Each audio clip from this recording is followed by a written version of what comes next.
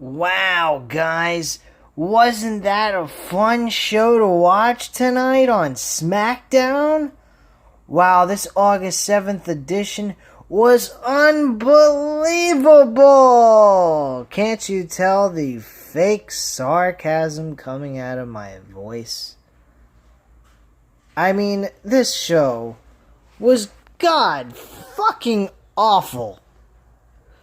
There was maybe one thing that I actually was entertained by, and that was Retribution at the end of the show destroying and just annihilating that entire performance center and spraying graffiti and putting a WWE logo and then a circle and an X through it as a way of saying WWE needs to go. Folks, I totally agree with this. This is a great idea. WWE needs to go. Maybe this is Vince McMahon's way of saying goodbye to us very soon. Maybe he's going to sell the company off to someone who actually cares about professional wrestling, or at least make it somewhat remotely enjoyable to watch. Because quite frankly, from what I see, this show sucks. There ain't not a fucking thing on this show that entertained me at all. You got Braun Strowman going ahead and saying he don't give a damn about Alexa Bliss and her well-being, yet he's being suckered in by a make-believe Alexa Bliss portraying Sister Abigail, I would assume. And he's being sucked into a trap with Bray Wyatt, yet he don't give a damn about Alexa Bliss. This logic in this show was ridiculous. You don't have to be a wrestling guru. You don't have to be a genius. You don't have to even have a super high IQ. All you have to do is have enough intelligence to see how fucking stupid this show really was. And it was. 100%. I also, folks, reason why I did not review NXT this past Wednesday was real simple. This show, NXT's dead. NXT to me is dead. I am over it. I'm fed up of it, and the main reason is Pat McAfee versus Adam Cole. I'm over it. I told you guys, they fuck up Adam Cole, and they fuck up the Undisputed Era. I'm done reviewing these fucking WWE programs. Outside of pay-per-views, that's the only thing I'm reviewing from here on out. I'm going back to the way I had it. I cannot do this shit. Will I keep up with the episodes? Yes, just for my own personal understanding of what's going on going into the pay-per-view. But reviewing them on this channel? Fuck no. Why should I waste my time and your time talking about a fucking worthless piece of shit show when I can just skip through all the crap that I don't want to watch, which is most of it anyway. Probably could watch maybe 30 minutes of the program, catch what I want to catch, and move on with my life. Just so I can keep up with what's going on in WWE, which ain't much of anything to begin with. Folks, this is a travesty to all of us as wrestling fans, and most importantly to the people that work for this fucking company. I feel bad for a lot of this talent. That's the reason why I keep watching these shows. That's another reason. It's not just because of the channel, guys. I haven't mentioned this, but it has a lot to do with the talent. I love Sasha Banks and Bayley. This whole thing is ridiculous. You got Bayley now going to be challenged by the winner of a battle royal between all three brands.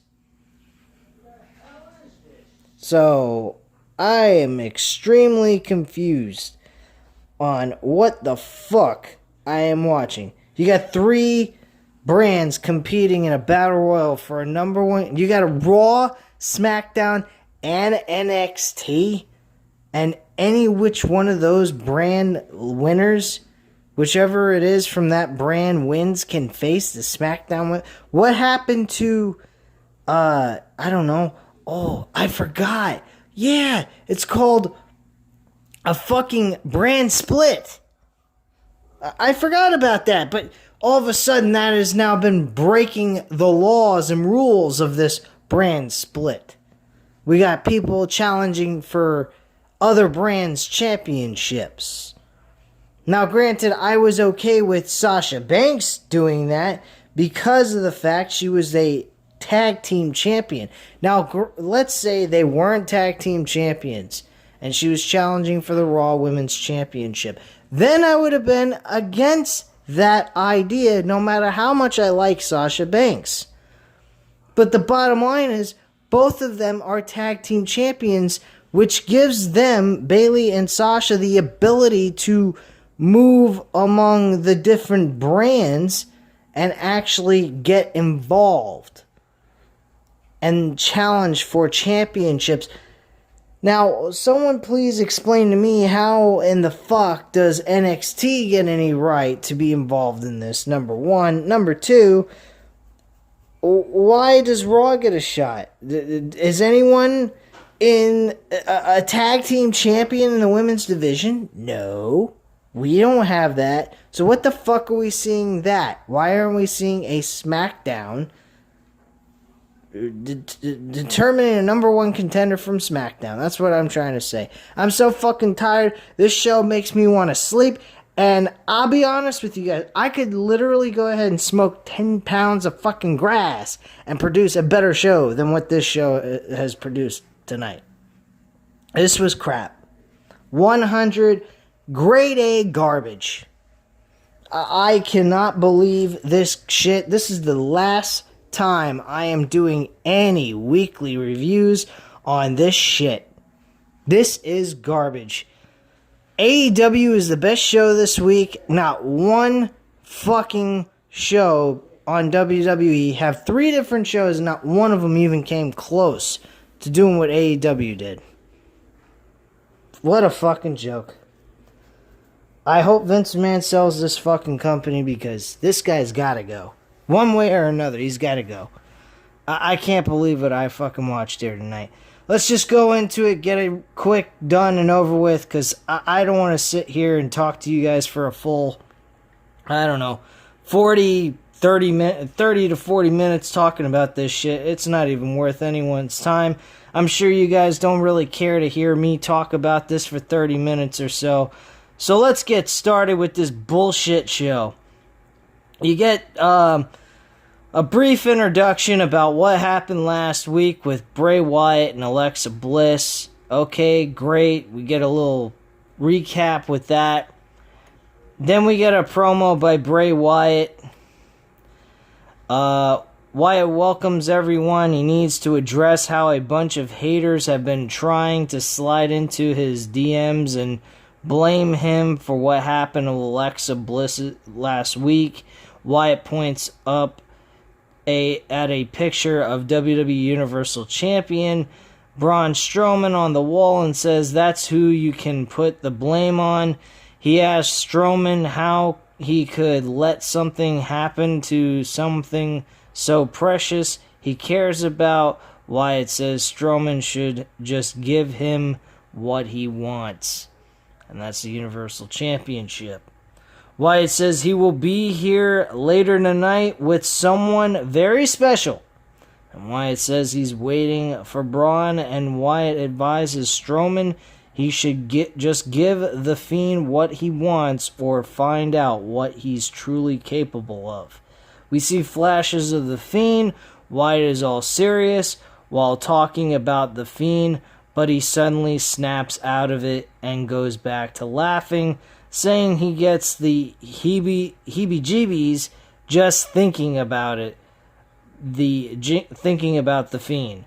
Wyatt waves goodbye to the end of the segment. Yeah, I get the heebie-jeebies when I think about this show. Yeah, that's what I get the heebie-jeebies from, Bray. This is a fucking joke. Ugh. What a fucking ridiculous load of shit.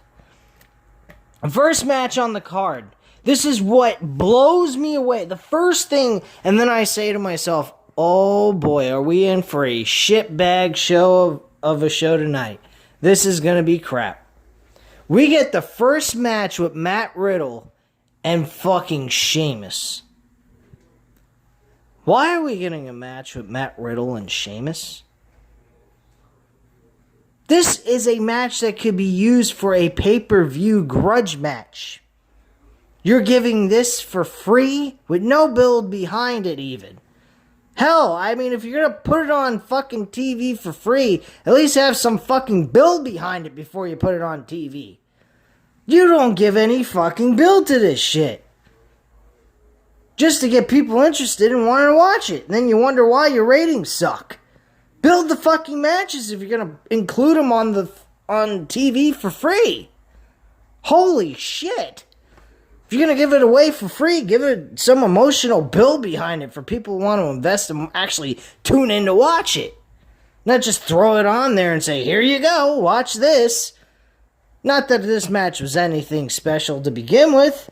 Matt Riddle gets fucking beaten up by Chad Gable, who they're still calling Shorty G. I don't know why they're still calling him Shorty G. I mean, Baron Corbin last week was calling him Chad. By his real name. Not by a fucking lame-ass name that you would use if you were a lame-ass rapper who couldn't rap his way out of a paper bag. Holy fuck, man. This was shit. Really, this was god-awful garbage. So yeah, Chad Gable tries to beat up on Matt Riddle some more. Unfortunately, Matt Riddle fights back. He manages to overcome. I'm not even giving ratings to these fucking matches on this show. I'm not. Like I have been in the last couple of reviews, I am not giving they're not getting a single rating from me from this. This is shit. So Matt Riddle wins by disqualification. Great. Wonderful. After the bell, the boos get louder as Chad Gable beats on Riddle at ringside. And then we have Gable is here to collect on King Corbin's ransom for Riddle. Oh my goodness, this is like storyline compelling. Holy fuck, I thought he was already in. You would think they would have had, King Corbin come out with Chad Gable and kick the shit out of him. But we don't get that. We're still talking about the King's ransom, yet they at the end of their little segment last week where Chad Gable interferes in the match, Matt Riddle gets beaten up by both of them, and they're both giving the signal sign with their fingers for money, and yet he's not paid in full for his services of what he did to Matt Riddle from last week. Okay? All right, maybe he wasn't officially taken out, but if you're not going to pay the man for what he did, then don't give the signal of the money. Fucking ridiculous shit, man. Really. Just boring-ass garbage. And that's all there is to say. And Chad Gable ate a fucking brogue kick from Sheamus. And then they're backstage with King Corbin and Sheamus having a back and forth argument. Also, Corbin was in the middle of offering to show a woman named Sarah around. I don't understand what all of a sudden these random chicks keep showing up, and of course they're all blonde, are talking to these other superstars backstage about shit. So Sheamus threatens Corbin to beat him up and shove his crown straight up his ass. I kind of like those comments. I thought that was pretty nice. If someone tries to get the King's ransom during one of his matches again, Sheamus tells Corbin to try him. Corbin says he would put a dent in Sheamus's head if he wasn't busy with Jeff Hardy tonight. And Corbin walks off. You should know where this is leading to when we get to that match. We go back to the ring for the return of the Dirt Sheet with John Morrison and The Miz. Oh, dear Lord. This was the worst segment on the entire show. What the hell was this? You got two grown men having a pile of hair that's part of a wig with eyes on it on the Titantron while they're conducting an interview with a fucking wig with eyes. And they're doing the voice for the wig to answer their questions. Are these two men grown-ass men, or are they children from fucking elementary school? I mean, like I said, when I got to this point, this is where I was saying to myself, I probably could smoke 10 pounds of grass and go ahead and produce a better show than this. I don't quite understand where the mentality is coming from, but quite frankly, it is definitely disturbing. I mean, straight up fucking disturbing. How the fuck a grown-ass man who is like Vince McMahon in his mid-70s could come up with shit like this. My father is in his 70s. He's not much... They're about the same age, and my father thinks the content that this guy puts on is dog shit. So, if my own father, who's about the same age as Vince, thinks that this shit is garbage, then folks, Vince McMahon has his head so far up his ass, he don't know where his head has been located or been put. He lost his brain. Something like that, because bottom line, this was the most horrendous thing I have ever seen in my life. And I'm pretty sure someone else could come on here, leave a comment down below and say, no, they've come up with something worse. And I would agree with that. I'm pretty certain they have. Don't get me wrong. There have been moments and times in the last 3 to 4 years where I've stopped and then started watching again, and stop and start watching again, so on and so forth. Around 2017 is where I started stopping from watching it and just watching the pay-per-views to watching it again and blah, blah, blah. So I've tried really hard to go ahead and watch these fucking shows, but I just can't. Literally, I can't. And what they did with Adam Cole on NXT was downright dreadful. I can't believe what they did with him. They had Pat McAfee kick him in the fucking head. Are you fucking kidding me? Really? Are you going to tell me that you're going to put these two in a match going into the SummerSlam weekend for NXT TakeOver 30? What kind of match are they going to have? Who can kick the ball better? I mean, give me a fucking break. Jesus Christ. This is dog shit. So after this long drawn out thing where they're talking about Mandy Rose's hair and doing an interview, which I don't even know how you can call this an interview, with Mandy Rose's hair with eyes on it, they have Sonya Deville come out. So Deville goes on about how it's not a big deal what she did to Rose because she told everyone what she's going to do ahead of time. And she's a woman who keeps her word. She talks about enjoying the hair cutting and messing up Rose's makeup. She goes on and says she has no respect for Rose anymore.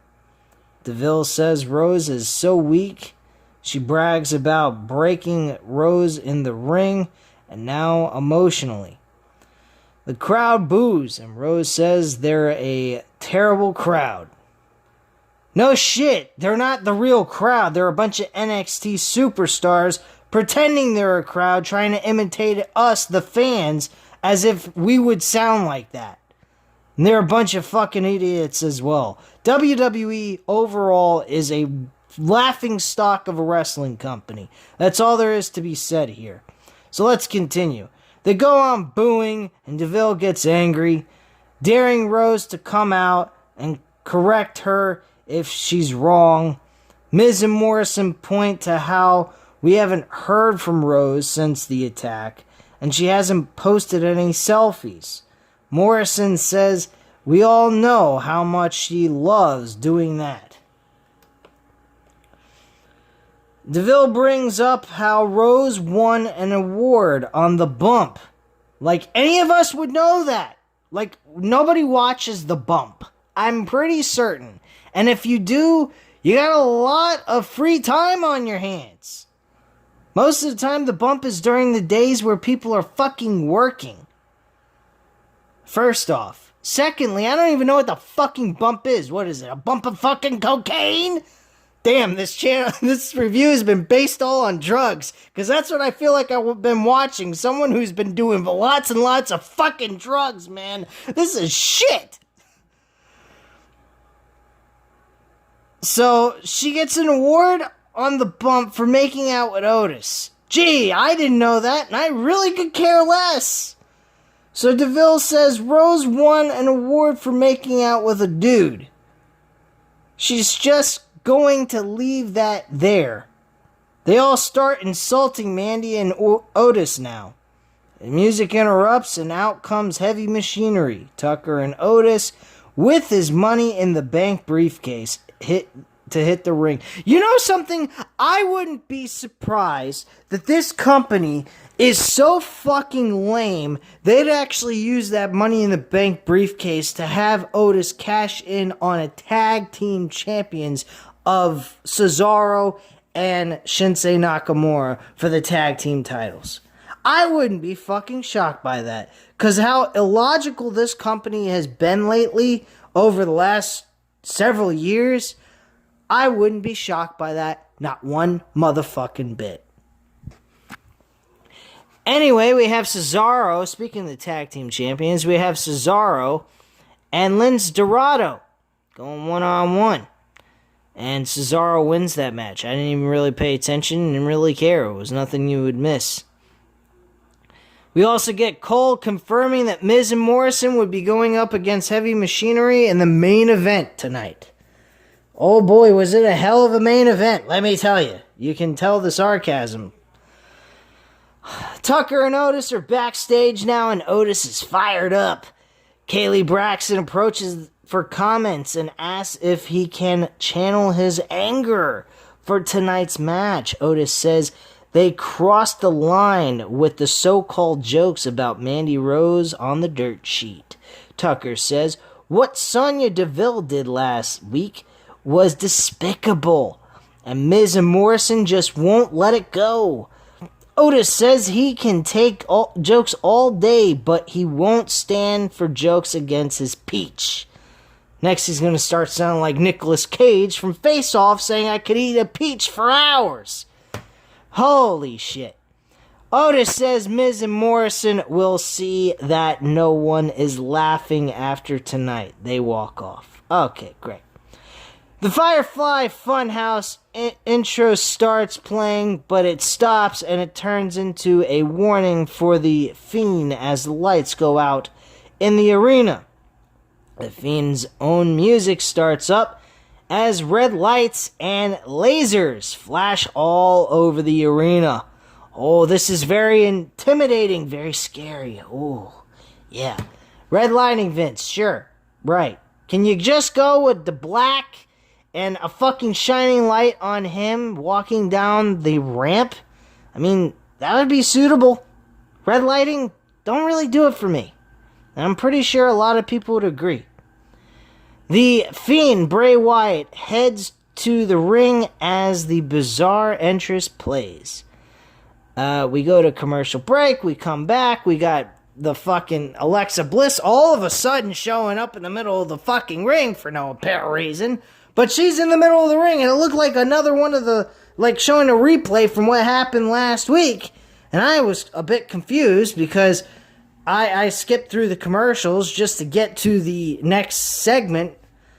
And we got Alexa Bliss in the middle of the ring looking as if this was a fucking replay of last week's episode. And it wasn't.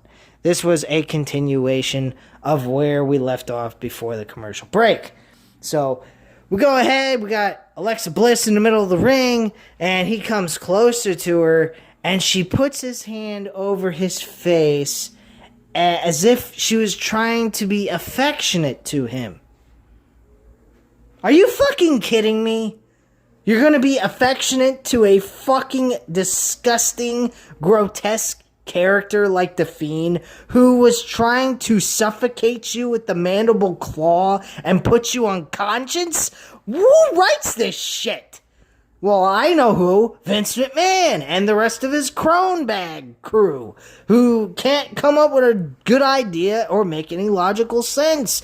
Here's some more logical sense. As I mentioned earlier, we get Braun Strowman automatically appear on the Titantron. He says he's a big, tough son of a bitch. Let me just read off the dialogue here from WrestlingInc.com and what he had to say. So, WWE Universal Champion Braun Strowman appears on the big screen as Wyatt backs off from Bliss. Strowman doesn't give a damn about Bliss. Oh, wow, you're making perfect sense. That's why you got sucked into a fucking trap during the swamp fight. It made a lot of sense. He just wants the Fiend. Strowman goes on about how different he is coming out of the swamp fight. Strowman says since the Fiend is in the ring, he is looking at the most evil son of a bitch that the world has laid eyes on. Strowman tried to resist and fight it, but he's at his breaking point. Next thing you'll know, we'll have a fucking pay-per-view and bring back Breaking Point just for this one fucking match, just because he said he reached his breaking point. Oh, God. What has been building inside of him is coming out. The evil. Strowman goes on talking like some kind of monster now. Yeah. You're a monster among douchebags. He says he's more than a man. He is the thing that nightmares are made of. Gee, where did you get that? Off of a Freddy Krueger movie? He is the monster, Strowman says. The Fiend can have whatever he wants at SummerSlam. So we already got a guaranteed booked match between Strowman and the Fiend, finally. It's official. Strowman tells the Fiend to face his fears, face the monster. Strowman continues breathing heavy as the Fiend looks on from the ring, apparently in approval. We get flashes of the Fiend as Smackdown goes to a commercial break. Wow, we got some great shit here, folks. We got a fucking ripoff of bullshit horror movies and lines like nightmares are what are made of, and he is nightmares that are made of, and apparently he believes he's Freddy Krueger in your dreams. And I'm sure Freddy Krueger would go ahead and kill you in your dreams, and you wouldn't have to be on this god-awful show. But you'd have to be dead in order for that to happen. Or, manage to quit WWE, which, at this point, if you're under contract, you're a bit fucked. Anyway, pretty much anyone part of this company is fucked from the get-go. So we get a match with Jeff Hardy versus King Corbin, and imagine what the ending could have been here. Sheamus goes ahead and interferes, bro-kicking Jeff Hardy at the end of this match, disqualifying King Corbin. Jeff Hardy gets to win, and then all of a sudden we get an impromptu match between fucking King Corbin and Sheamus. That is what we get. And the end result of this is Sheamus wins with a bro kick for a 1, 2, 3. Thanks to the distraction of Matt Riddle, who appears out of nowhere. And Sheamus kicks him with a bro kick, and that's that. Wow. This is really compelling stuff, Vince. You're really grabbing my attention here. grabbing my fucking attention. Like I give a shit. After the bell, Sheamus hits the corner to pose as his music hits, and Riddle applauds him from ringside. We go to replays and see how Corbin got his ass kicked. Great. Wonderful. We go backstage. We have Sasha Banks and Bayley talking about the matchup that's scheduled to happen between Asuka and Bayley to determine if Asuka gets a shot for the Raw Women's Championship. And then some random dude from the crew team comes over there and tells them that they need to get out to the ring because Stephanie McMahon wants to talk to them from the big screen and discuss a few things. So, okay, they go ahead, they come out, they're waiting, and Stephanie McMahon appears on the big screen in the Performance Center. Okay, so we start getting a discussion about how Stephanie McMahon's very proud of them and how they managed to collect every single Raw and SmackDown championship available to the women's division to win, excluding the NXT division, because God knows that NXT was probably the more popular brand out of all three brands in the WWE. Now, that has, to me, become dead in my eyes because NXT is no longer NXT. They might as well be called WWE NXT and leave it at that. But, you know, whatever. So at this point, she's talking about how, you know, she found it very intriguing that they went ahead and used the stipulation she issued with countouts and disqualifications would crown a new champion, no matter what. So she says, you guys aren't really role models in my eyes, but you did what you had to do to win, to use my stipulation to get over on your opponent. So kudos to you is basically what she was trying to say. She says, at this point, you're guaranteed to be defending your Raw Women's Championship against Asuka as long as Bayley can beat, or as long as Asuka can beat Bayley.